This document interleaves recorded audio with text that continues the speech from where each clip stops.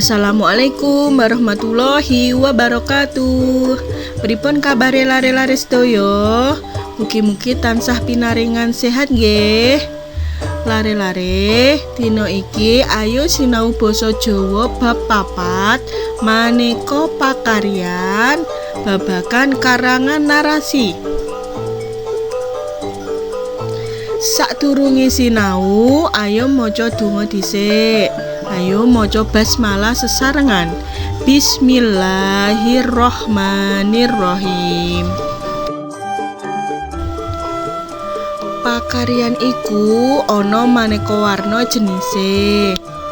Ana polisi, tentara, dokter, guru, petani, lan sak piturute.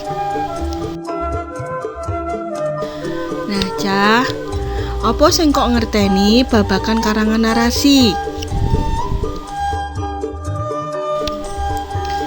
Karangan narasi iku mujudake karangan kang jelasake prastawa miturut urutan wektu kang kababar saka awal, tengah, lan akhir.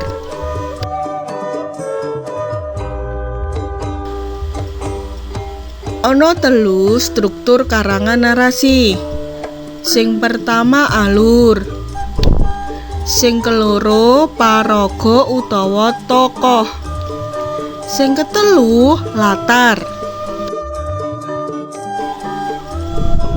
Alur yaiku urutan kedadean. Tulodo isuk nganti awan utawa nganti sore. Paraga utawa tokoh sing ngalami kedadean yaiku sapa sing ana ing karangan utawa teks.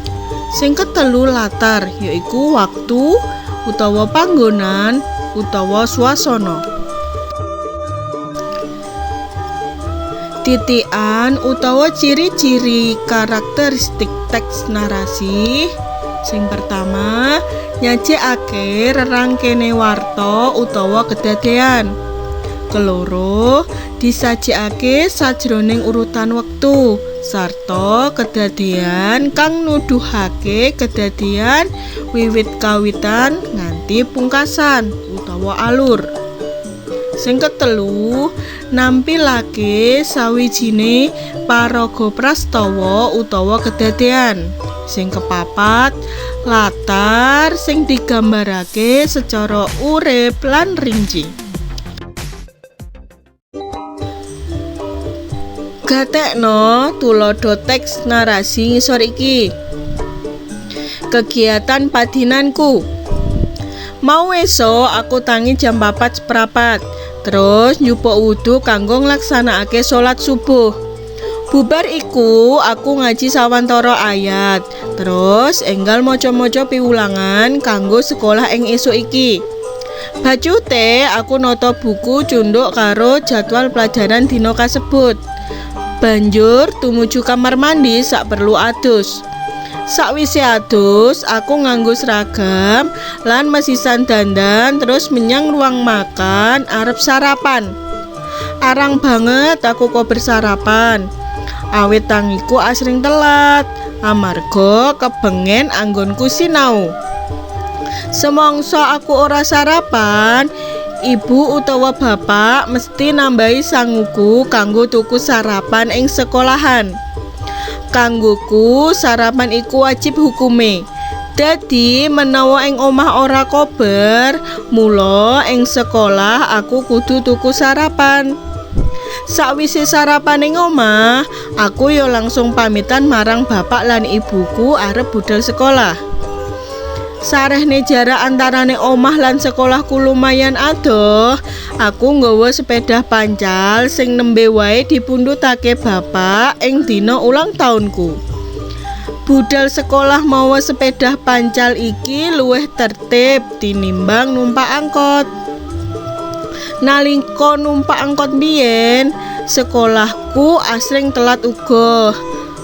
Awet angkote terkadang wis kebak penumpange, sehingga aku kudu ngenteni angkot bacute. Nah, Cah, Kuwi contoh utawa tulodo teks narasi. Ning teks narasi kegiatan padinanku kuwi ana alur, paraga, lan latar.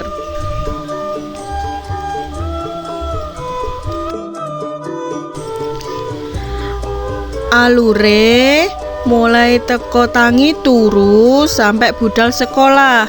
Paragane aku.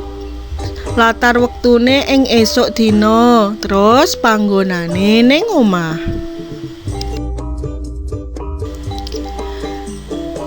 Cekap semanten materi dinten iki lare-lare. Semangat sinau ya. Matur nuwun. Wassalamualaikum warahmatullahi wabarakatuh.